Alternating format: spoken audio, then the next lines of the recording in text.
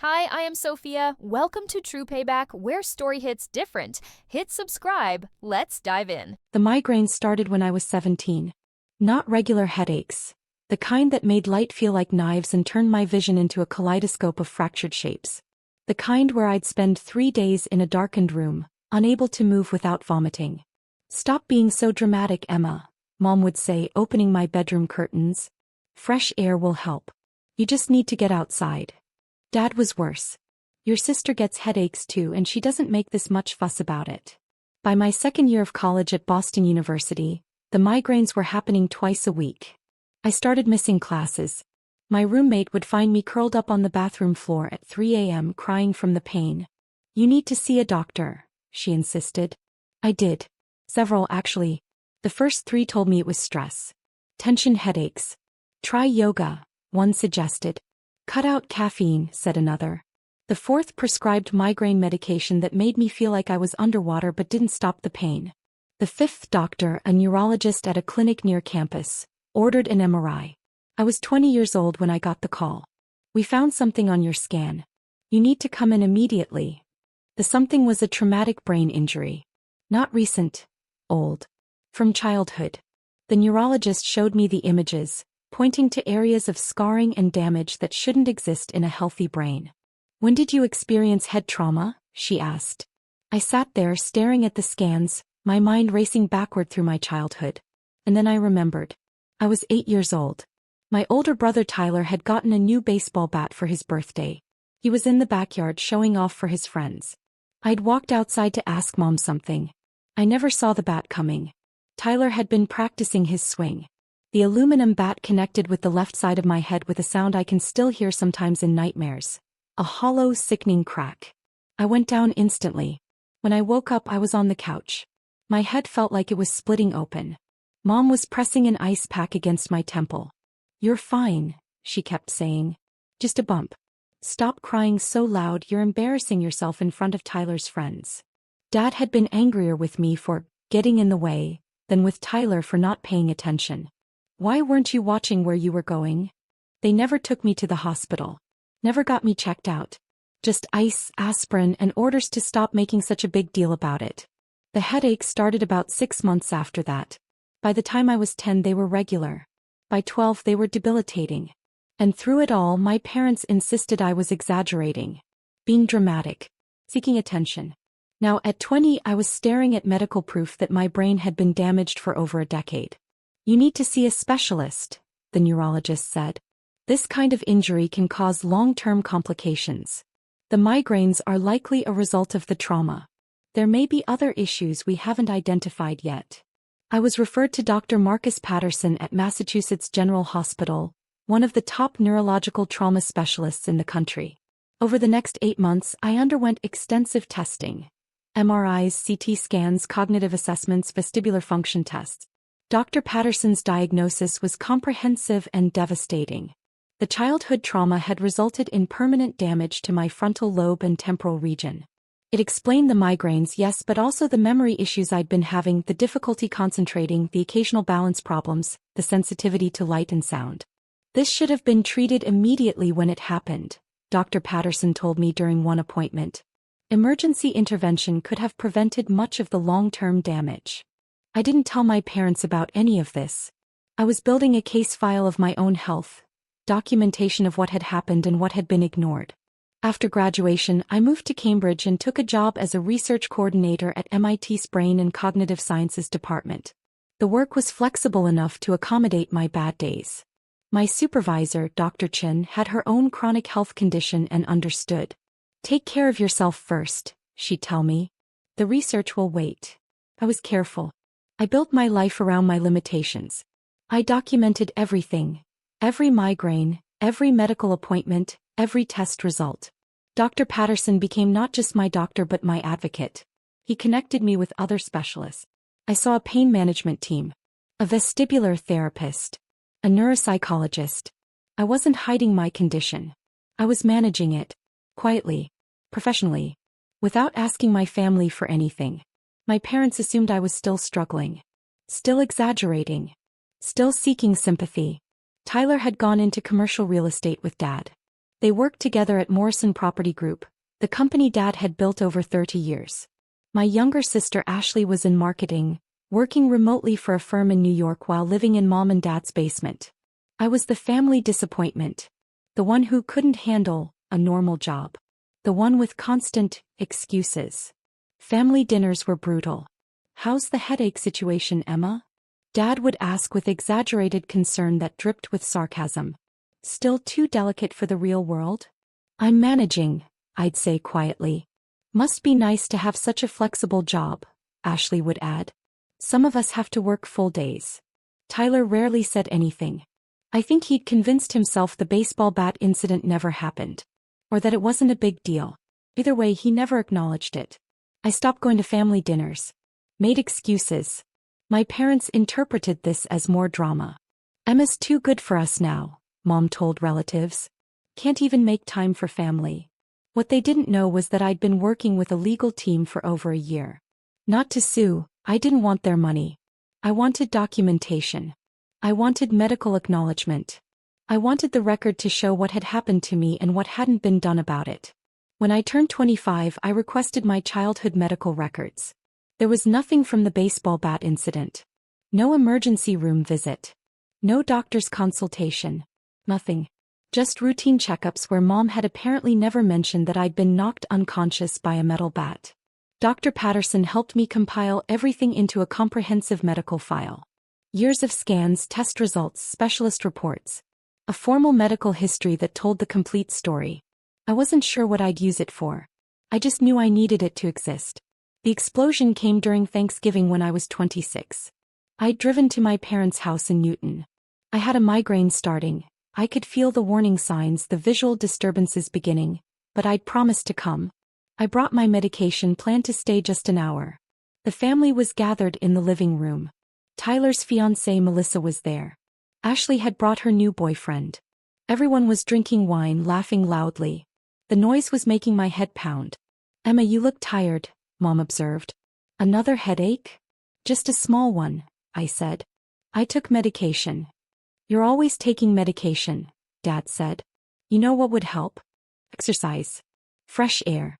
Not sitting around feeling sorry for yourself." "I exercise regularly," I replied calmly. "I work with a physical therapist." Ashley laughed. "A physical therapist? For headaches? That's the most Emma thing I've ever heard." "It's vestibular therapy," I explained. "For balance issues related to—" "Oh God, here we go," Tyler interrupted.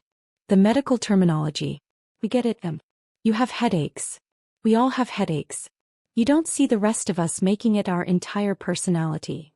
Something in me snapped. Not dramatically. Just quietly broke. "Tyler," I said, my voice steady despite the pain building behind my eyes. "Do you remember your 12th birthday? The baseball bat." The room went silent. "What?" he said. "You hit me in the head with an aluminum baseball bat. I was 8. You were practicing your swing in the backyard. I was unconscious for several minutes." That didn't happen," Tyler said, looking at our parents. "It did," I said. "Mom, you put ice on it and told me to stop crying. Dad, you said I should have been watching where I was going. Neither of you took me to a doctor." "That's ridiculous," Mom said.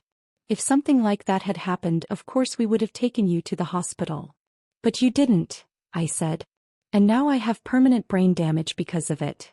Dad stood up. "Permanent brain damage? Emma, this is exactly what we're talking about. This is the exaggeration. This is the drama.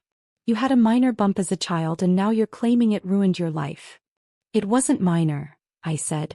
"I have the medical records. The scans. The specialist reports.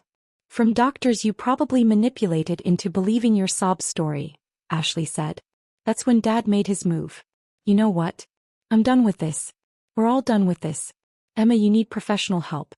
Psychiatric help. This victim mentality has gone too far." "I have traumatic brain injury," I said. "It's documented by multiple specialists at Massachusetts General Hospital." "Then you won't mind proving it," Dad said. "Officially. With neutral doctors. Not ones you've convinced of your narrative." "What are you suggesting?" I asked. "Mediation," Dad said. "Legal mediation. You make these claims, you provide actual proof. Not your stories. Not your manipulation. Real proof. And when you can't, you agree to get the psychiatric treatment you clearly need. Mom nodded. It's for your own good, honey. These delusions are getting worse. I looked around the room. Every face showed the same expression. Skepticism tinged with pity and frustration. Even Tyler looked uncomfortable but wasn't defending me. Fine, I said quietly. Schedule the mediation. I'll bring my proof. I called Dr. Patterson the next morning. They want mediation, I told him. They don't believe me. They think I'm making everything up. There was a long pause on the line. When Dr. Patterson spoke, his voice was tight with controlled anger. Emma, your medical file is one of the most thoroughly documented cases of long-term traumatic brain injury I've seen in my career. The evidence is incontrovertible. Will you testify? I asked. Absolutely, he said. And I'll bring everything. Every scan, every test, every report. They want proof. They'll get it. Over the next 3 weeks, I worked with my legal team to prepare for the mediation. Dad had hired Morrison and Hayes, a family law firm in Boston. They'd proposed a neutral mediator, Judge Patricia Reynolds, retired, who specialized in family medical disputes. The mediation was scheduled for December 15th at the mediator's office in downtown Boston. My attorney, Sarah Mendoza, was thorough. They're going to try to paint you as unreliable, she warned. They'll bring up every time you canceled plans, every flexible work arrangement, everything that makes you look like you're exaggerating. Let them, I said. I have 8 years of consistent medical documentation. Sarah smiled. And you have Dr. Patterson. Trust me, when one of the country's top neurological trauma specialists walks into that room, the tone changes very quickly. Dr. Patterson and I met twice before the mediation. We went through every piece of evidence. The original MRI from when I was 20 that first showed the damage, the subsequent scans over the years showing the permanent scarring, the cognitive assessments, the pain management records, everything. The most damning evidence, Dr. Patterson said, is the comparison. We have scans from age 20 showing damage that was already old. We can date the injury to childhood based on the healing patterns. We have your consistent symptom history that matches perfectly with frontal and temporal lobe trauma. We have documented treatment for complications that arose directly from untreated head injury. This isn't ambiguous, Emma. This is textbook neglected traumatic brain injury. The night before the mediation I barely slept. Not from anxiety, from a migraine that started at midnight and didn't respond to medication. By morning I was exhausted, in pain, and looked exactly like what I was. Someone dealing with a chronic neurological condition. Perfect in a way. They wanted to see me as I actually was, not as they imagined me to be. The mediation office was on the 14th floor of a building near Boston Common. I arrived 15 minutes early with Sarah. Dr. Patterson was meeting us there with his laptop and portable scanner for presenting the medical images. My parents arrived exactly on time with Tyler and Ashley in tow. Their attorney, Gerald Morrison, was a distinguished-looking man in his 60s who specialized in discrediting medical claims in family disputes. Judge Reynolds was a woman in her early 70s with sharp eyes and a no-nonsense demeanor. She invited us all into the conference room. Let's begin, she said. Mr. Morrison, your clients requested this mediation. Please state the purpose. Gerald Morrison stood. Your Honor, my clients are concerned about their daughter Emma's mental health. She has made claims of serious medical conditions, specifically permanent brain damage from a childhood incident. These claims have escalated over the years and are now affecting family relationships.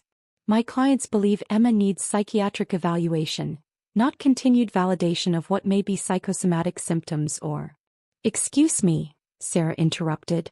Are you claiming my client's diagnosed traumatic brain injury is psychosomatic? I'm saying, Morrison continued, that my clients have seen no credible evidence of such a diagnosis. They've seen a young woman who uses medical claims to avoid responsibility, to explain away normal life challenges, and to garner sympathy. Dad leaned forward. Emma, honey, we love you. But this has gotten out of hand. The constant doctor visits, the medications, the claims that you can't work normal hours because of brain damage from something that may or may not have even happened when you were 8 years old. It happened, I said quietly. You say it happened, Mom said gently. But sweetheart, you were a dramatic child. You had an active imagination. Is it possible you've built this memory up into something it wasn't? Tyler shifted uncomfortably. Look, Em, I don't really remember hitting you with a bat. If I did, I'm sorry. But that doesn't mean it caused permanent damage. Kids bump their heads all the time. Judge Reynolds looked at me. Ms. Morrison, do you have documentation to support your medical claims? Yes, Your Honor, Sarah said. Extensive documentation. And we have Dr. Marcus Patterson here, who is Ms. Morrison's primary neurological specialist from Massachusetts General Hospital. Dad's lawyer waved dismissively. Your Honor, we anticipated the plaintiff would bring a sympathetic doctor. We'd like to request an independent medical evaluation. Before we discuss that, Judge Reynolds interrupted, let's see what documentation is currently available. Dr. Patterson. Dr. Patterson stood. He was in his late 50s with graying hair and the quiet authority of someone who'd spent decades in the top tier of his field. He opened his laptop and connected it to the conference room's display screen. Your Honor, members of the Morrison family opposing counsel, Dr. Patterson began, his voice calm and professional. I've been treating Emma Morrison for neurological trauma for the past 6 years. What I'm about to show you is not ambiguous. It is not open to interpretation. It is documented, measurable brain damage. He pulled up the first image, my MRI from age 20. This is Emma's brain scan from December 2018, when she was 20 years old and first came to see a neurologist for chronic, debilitating migraines. These are not normal migraines. They are post-traumatic in nature. He used a laser pointer to indicate areas on the scan. You can see here in the left frontal region significant scarring. This is healed trauma. Not recent. This injury occurred years before this scan was taken. Dad's lawyer leaned forward, studying the image. Dr. Patterson, couldn't this scarring be from any number of causes? It could be, Dr. Patterson agreed. If we didn't have her medical history and symptom timeline. But we do. He advanced to the next slide, a detailed timeline I'd helped him create. Emma's migraines began at age 8, approximately 6 months after the reported incident with the baseball bat. The pattern, frequency, and nature of these migraines are entirely consistent with post-concussive syndrome from significant head trauma. She also developed light sensitivity, sound sensitivity, balance issues, and cognitive difficulties, all markers of frontal and temporal lobe injury. He showed scan after scan, test after test. Cognitive assessments that showed processing delays in specific areas affected by the trauma. Vestibular testing that revealed inner ear damage consistent with head injury. Pain mapping that correlated directly with the injury site. This scan, Dr. Patterson said, pulling up a detailed 3D rendering of my brain, was taken last month. You can see the permanent scarring has not changed in 6 years because it is old, healed damage. The injury Emma sustained as a child was severe enough to cause lasting structural changes to her brain. The room had gone completely silent. Even Ashley had stopped fidgeting with her phone. Dad's lawyer cleared his throat. Dr. Patterson, is it your professional opinion that this injury occurred during the baseball bat incident when Ms. Morrison was 8 years old? Based on the timing of symptom onset, the location and pattern of the damage, and the complete absence of any other reported head trauma in Emma's history? Yes. That is my professional medical opinion. Dr. Patterson's voice hardened slightly. It is also my professional opinion that this injury should have received immediate emergency medical intervention. The fact that it didn't is why Emma now lives with permanent neurological complications. I watched Dad's face drain of color. What kind of complications? Judge Reynolds asked. Dr. Patterson turned to me. Emma, would you like to explain or shall I? I can, I said quietly. I looked at my family. I have chronic post-traumatic migraines that occur 15 to 20 times per month. They last anywhere from 4 hours to 3 days.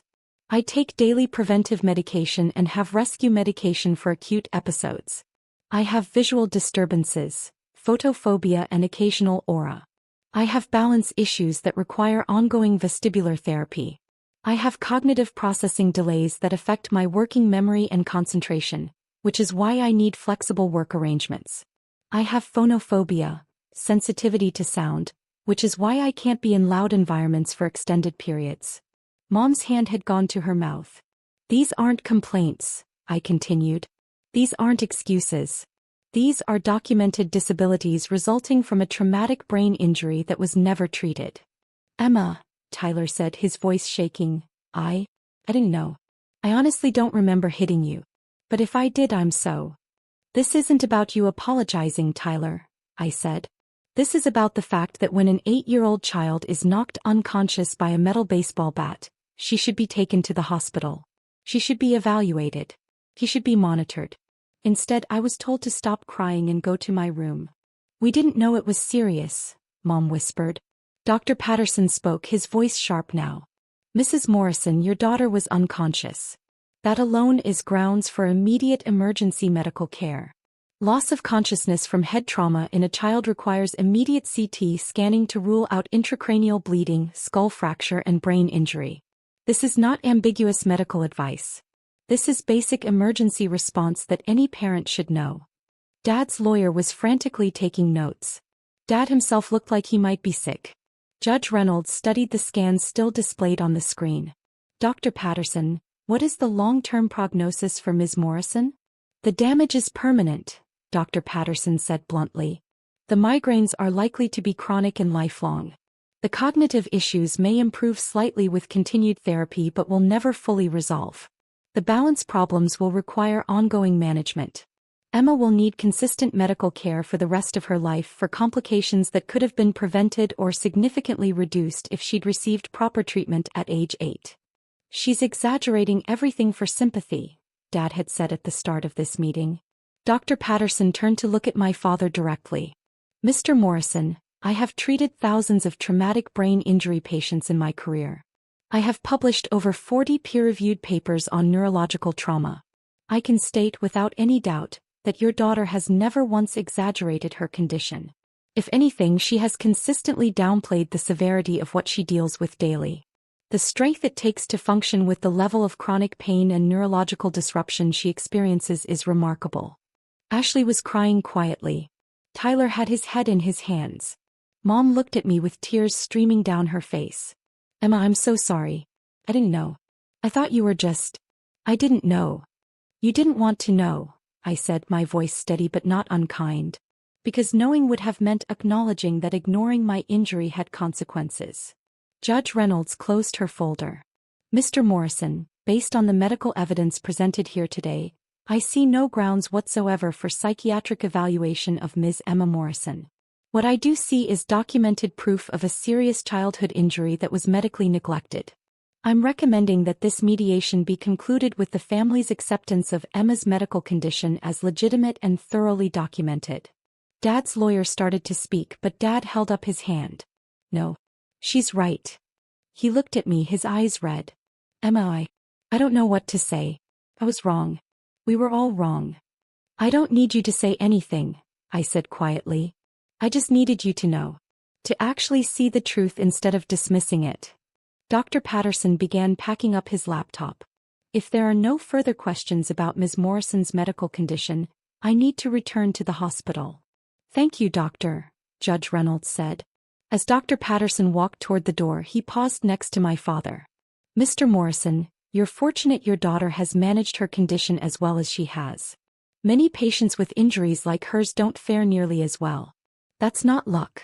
That's Emma's determination and resilience. I'd suggest you remember that. Dad nodded, unable to speak. The mediation ended shortly after Dr. Patterson left. Judge Reynolds officially documented that my medical claims were validated and substantiated by expert medical testimony.